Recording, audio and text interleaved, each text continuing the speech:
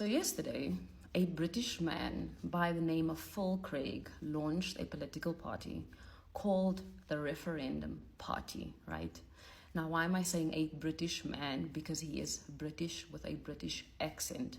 He does, however, have South African citizenship, right? Because you can only register a political party if you have citizenship. Now, in South Africa, like a lot of other countries, you can acquire citizenship in two ways. It's either one, you've been in the country for a specific period of time, or two, you have enough money to invest in the country and start businesses, and then you can acquire citizenship that way. So I don't know how this British man acquired citizenship, so it could be either or. That's one.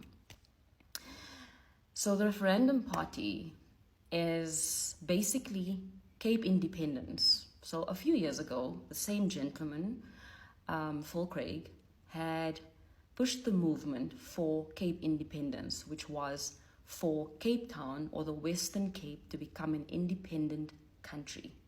So what that means is that I have family in Cape Town, right? And I have family in the Northwest. I have family in the Northern Cape, right? Right now, we are all South African citizens. If they are able to get this going and separate the Western Cape from South Africa, then my family in Cape Town will now have a different nationality, and it will require me to have a passport and apply for a visa in order for me to now go to Cape Town or visit any of my family members in the Western Cape, right? Because they want to have their own country in the Western Cape. Now, a few months ago, in June, I think, the DA had pushed for a specific bill that was similar to Cape Independence, but they did not paint it as Cape Independence. They said that they were looking for the autonomy to rule the Western Cape in a manner that does not allow the ANC government to interfere with certain things. Now, keep in mind that provincial governments actually have a lot of power, right? But if they are a federal state, because they were requesting for an independent state, which is similar to a federal state, it means that they have the say in import, export, trading licenses, whether or not certain people can come into the country. They cannot, there's a lot of things. There's a lot of things that they are able to have a say over, right? And people said no, right? That was the DA.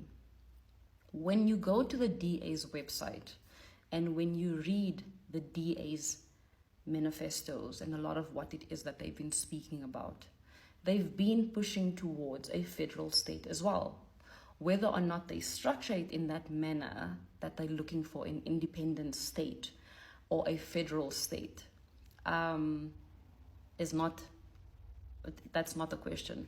They are looking for that. They just don't know how to say it, right? Because they do have a large enough following that could argue that.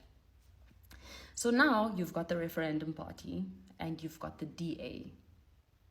So what I did is I went onto the Referendum Party's website, and their agenda is one agenda and one only, and that is for the Western Cape to become a country. That's it. That's all they speak about. They speak about how they are going about this. They even say that DA supporters, all they need to do is vote for them, because that vote is as good as a vote for the DA. Now, what that tells me is that these two political parties have formed an alliance. And through that, they are looking to push for the Western Cape's independence. The Referendum Party is a single-issue political party established to force a referendum on Cape independence. In 2024, the Western Cape voters will choose between two futures: living in a failed state or building a first world country. Vote Referendum Party for a first world future. I find that very interesting because this Phil Craig guy, the one who registered this referendum party, is from Britain, right? A so-called first world country. If he wants a first world country so badly, he can always go back home.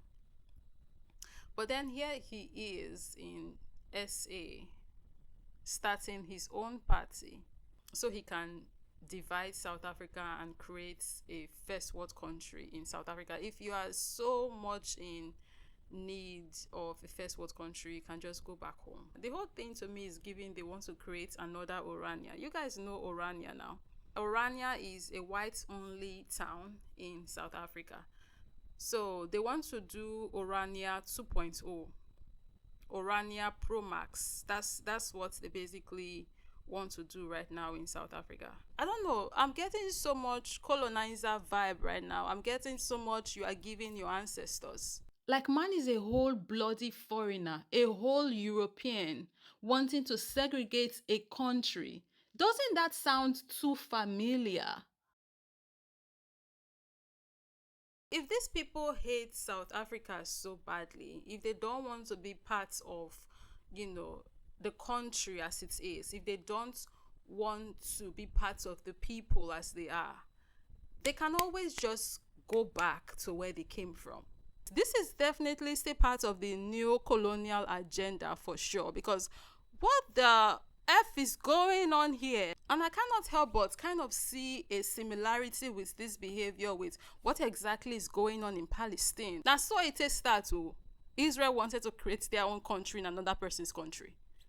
It not passed like this. Israel wanting to create their own country in the Palestinians' country. They were eventually able to do that.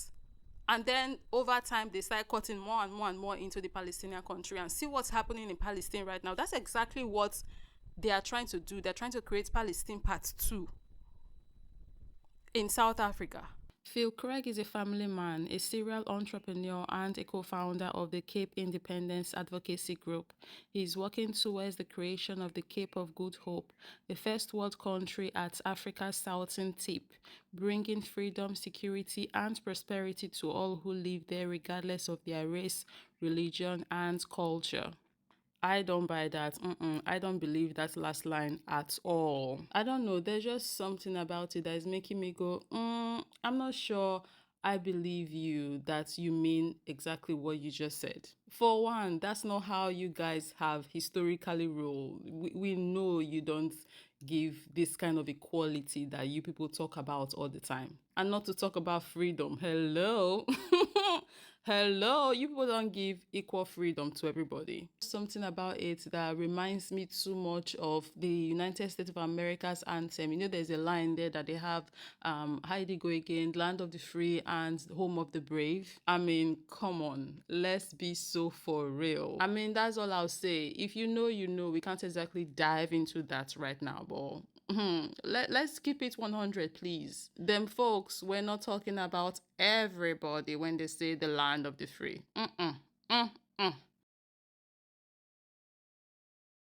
I don't know. I just feel like we're looking at yet another strategic move where they put on paper and declare in public freedom, prosperity, and equality for all. But then underground, systematically, they would make sure that only a specific group of people get to benefit from said freedom, equality, and prosperity that they claim that is for everybody. And at this point, we should already be able to spot them tactics from a mile away. A leopard doesn't change its spots. Let's not be deceived here. I have lived in South Africa for more than 20 years. I was not born here. I choose to become South African.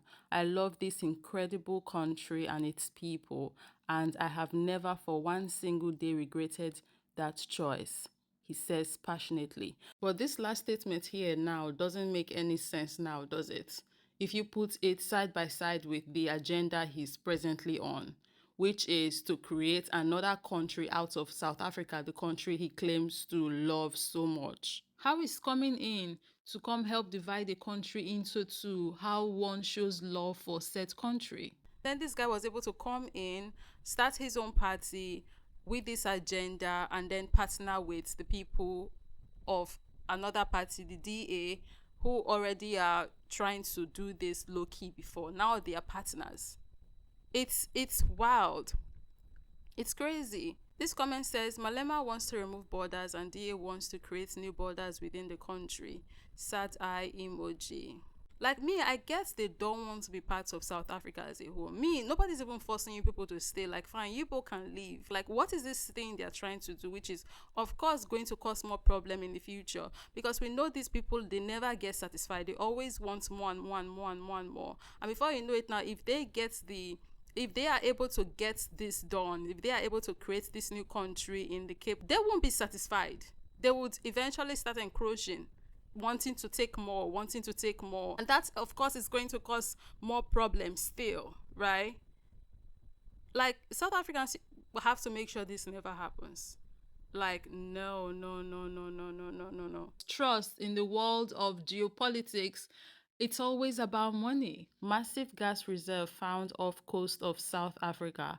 In early February 2019, a massive gas reserve was discovered off the coast of South Africa by French energy conglomerate Total. The gas field, called Brulpadda Block, covers an area of 19,000 square kilometers under the Indian Ocean between George and Jeffreys Bay. Total and its partners own the exploration rights to this area. Total began drilling in December 2018 using a specialized rig that could withstand the strong currents found in that part of the sea. They struck a gas reserve over 3,600 meters deep. Total predicts that the gas field could yield up to 1 billion barrels of gas. With it comes opportunities for waste management companies like Averda that specialize in oil and gas waste to provide their services.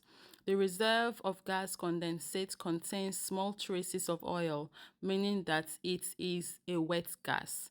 It can be converted into petrol at a gas-to-fuel refinery in Mossel Bay. The gas could also be used as a coal alternative in the generation of electricity. The gas discovery is one of the largest ever. You guys are peeping game, right? Are you guys thinking what I'm thinking? Are you guys seeing what I'm seeing? So they want to be the owner of the region, so they can be the only ones who are in control of all of that resources that we just found out that they discovered there, the gas reserve, right, in 2019. Wardin says can't wait for Cape independence.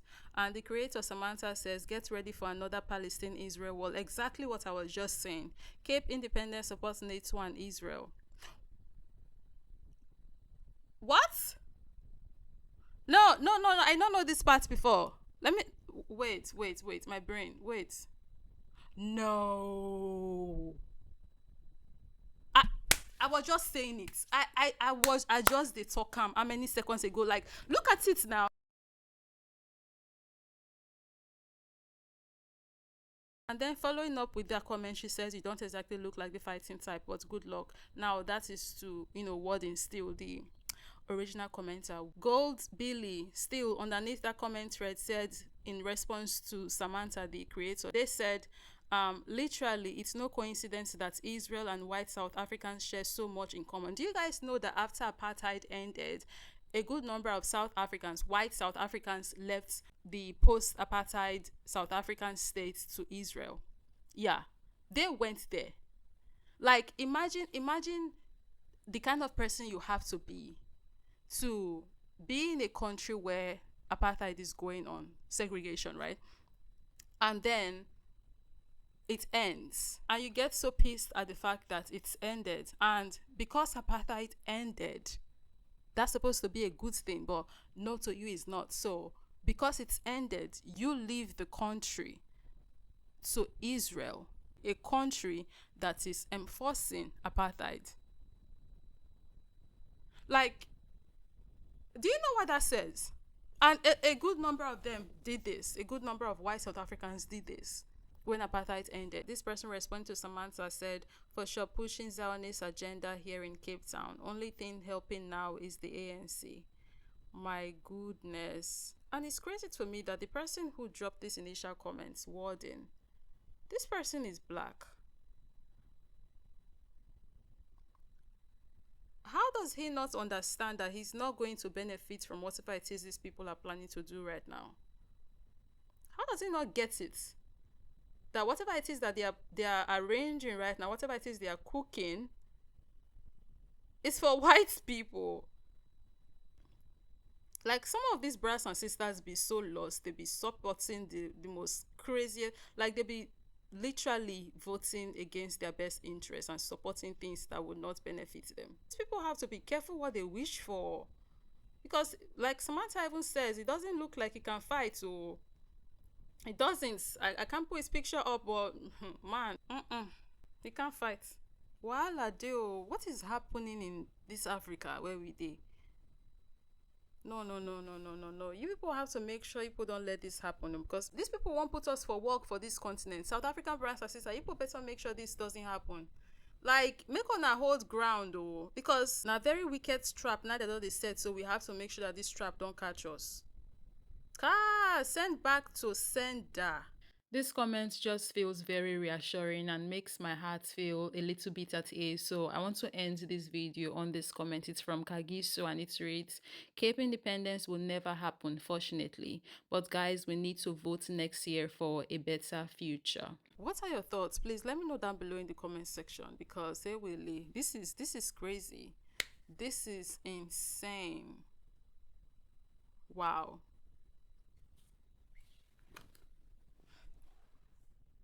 Audacity and caucasity is genuinely something worth studying.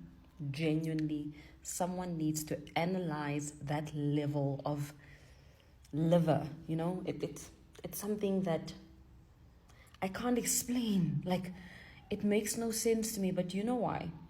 Do you know why? Because these people don't respect us. At which point do you think a European will go into China or Russia, get citizenship, then start their own political party, and then request for a state of their own? Make it make sense. Like, make it make sense. How am I going to go to India, get citizenship, and then ask the Indians if I can register a political party for myself so that I can have a state of my own, because I'm not happy with their make it with their governance, make it make sense.